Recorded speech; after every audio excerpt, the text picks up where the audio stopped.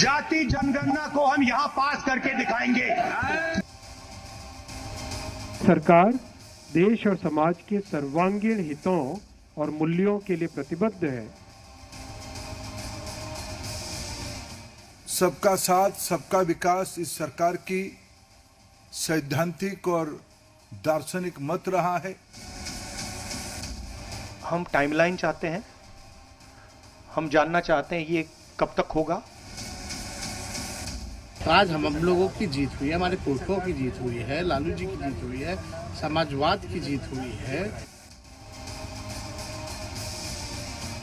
कांग्रेस के साबिक सदर और मौजूदा एमपी जिस कास्ट सेंसस के दम पर लंबे वक्त के बाद इक़्तिदार में वापसी करने की उम्मीद कर रहे थे, ज़ेरे इक़्तिदार बीजेपी हुकूमत ने राहुल गांधी समेत सभी अपोजिशन पार्टियों से ये मौका ही छीन लिया। मेरा आप लोग इंसल्ट करना चाहते हैं, आप खुशी से करिए, आप रोज करिए, मगर एक बात मत भूलिए, जाति जनगणना को हम यहां पास करके दिखाएंगे। हमेशा कास्ट सेंसस की मुखालफत में रही बीजेपी बिहार असेंबली इलेक्शन से पहले बड़ा मास्टर स्ट्रोक खेलते हुए इस बार सेंसस के साथ कास्ट सेंसस भी करवाएगी। 30/4/2025 के दिन प्रधानमंत्री श्री नरेंद्र मोदी जी के नेतृत्व में राजनीतिक विषयों की कैबिनेट समिति ने यह निर्णय लिया है कि जातियों की गणना को आने वाली जनगणना में सम्मिलित किया जाए। यह इस बात को दर्शाता है कि वर्तमान सरकार देश और समाज के सर्वांगीण हितों और मूल्यों के लिए प्रतिबद्ध है। मोदी हुकूमत ने पहलगाम हमले के बीच ये ऐलान कर दिया कि आइंदा सेंसस में कास्ट की बुनियाद पर भी गिनती होगी। मोदी हुकूमत का ये फैसला चौंकाने वाला है, क्योंकि अपोजिशन की मांग के बावजूद अब तक बीजेपी इसे टाल ही रही थी। ये एकाएक निर्णय नहीं था। अगर पिछले 11 सालों में माननीय प्रधानमंत्री जी के नेतृत्व में सरकार और सेवा की जो काम चल रही है, सबका साथ सबका विकास इस सरकार की सैद्धांतिक और दार्शनिक मत रहा है। हमारी सारे कार्यक्रमों की योजनाओं की मूल लक्ष्य सामाजिक न्याय रही है। समाज की सभी वर्गों तक लाभ, सुविधा, सहूलियत पहुंचे,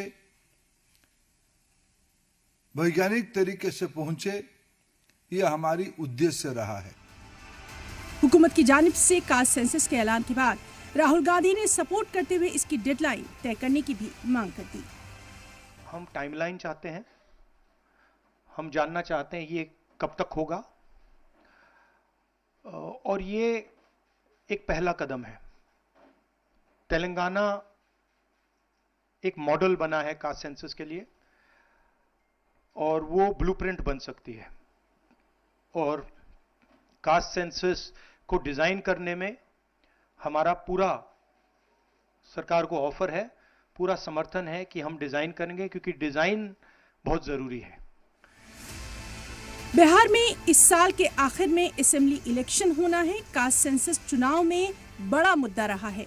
बिहार में पहली बार 2023 में कास्ट सेंसस किया जा चुका है, इसलिए बिहार में सियासी बयानबाजी तेज हो गई है। सबसे पहली बार किसी राज्य ने कराया तो बिहार था। महागठबंधन की सरकार थी जिसमें हम उप मुख्यमंत्री थे, और हम लोगों ने आरक्षण की सीमा भी बढ़ाई थी। प्रधानमंत्री से भी हम लोग मिलने गए थे कि भाई करा लीजिए देश भर में, लेकिन पार्लियामेंट में मना कर दिया गया, प्रधानमंत्री जी मना कर दिए। तो आज हम लोगों की जीत हुई है, हमारे पुरखों की जीत हुई है, लालू जी की जीत हुई है, समाजवाद की जीत हुई है, और इनको हमारे ही एजेंडों पर जो है काम करना पड़ रहा है। ये हम लोगों की ताकत है। केंद्र की एनडीए सरकार ने जातिगत जनगणना कराने का फैसला लिया, यह स्वागत योग्य कदम है। और बिहार में एनडीए की सरकार ने जाति सर्वे का फैसला लिया था, वह देश के लिए एक नजीर बना था। बीजेपी पहले कास्ट सेंसस के हक में नहीं थी। एनडीए, कांग्रेस समेत अपोजिशन पार्टियों पर कास्ट सेंसस के जरिए मुल्क को तकसीम करने का इल्जाम लगाती रही है, जबकि बिहार में बीजेपी ने ही नीतीश के कास्ट सेंसस को सपोर्ट किया था। राहुल गांधी समेत सभी अपोजिशन पार्टियों के लिए ये मुद्दा बेहद अहम था, जिसे बीजेपी ने एक झटके में कांग्रेस से उसका एक बड़ा मुद्दा छीन लिया है। अब इस फैसले से बीजेपी को बिहार इलेक्शन में बैकवर्ड क्लासेस के वोटर्स को टारगेट करने में आसानी होगी। बीजेपी ने 2029 के लोकसभा इलेक्शन के लिए भी एक बड़ा मुद्दा तैयार कर लिया है। सलाम टीवी के लिए दिल्ली से नदीम अहमद की रिपोर्ट।